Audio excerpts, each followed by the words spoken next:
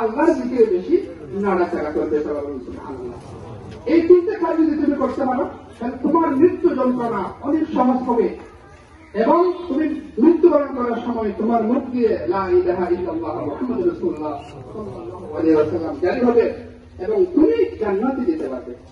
এই আমলগুলো আমরা করার চেষ্টা করব, কারণ মৃত্যু এমন একটা জিনিস প্রত্যেককে এই মৃত্যুর স্বাদ গ্রহণ করতে হবে।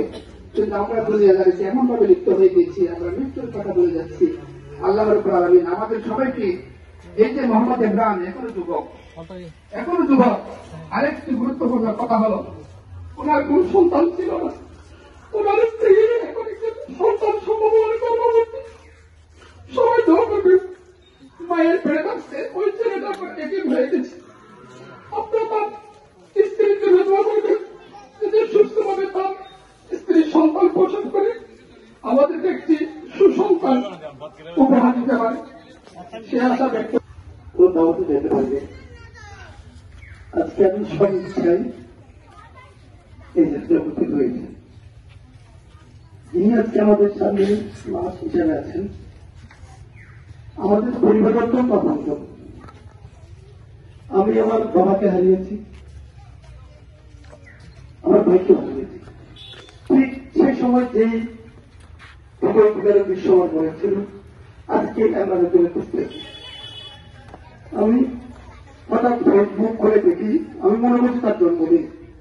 ফেসবুকে ছবি হোয়াটসঅ্যাপে লাইক দিয়ে হয়তো একটাতে দেখলাম আমার ভাই সাহেব কি লাইভ রাখছে, বলছি কে কি বলে তোকে আপনাদের কথা বিশ্বাস করেন।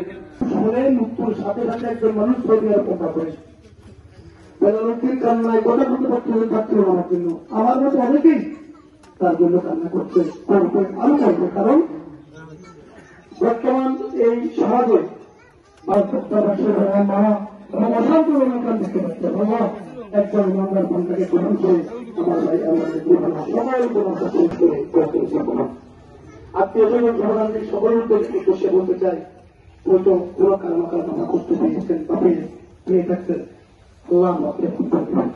আমার সহমতি গুরুত্ব পাচ্ছেন।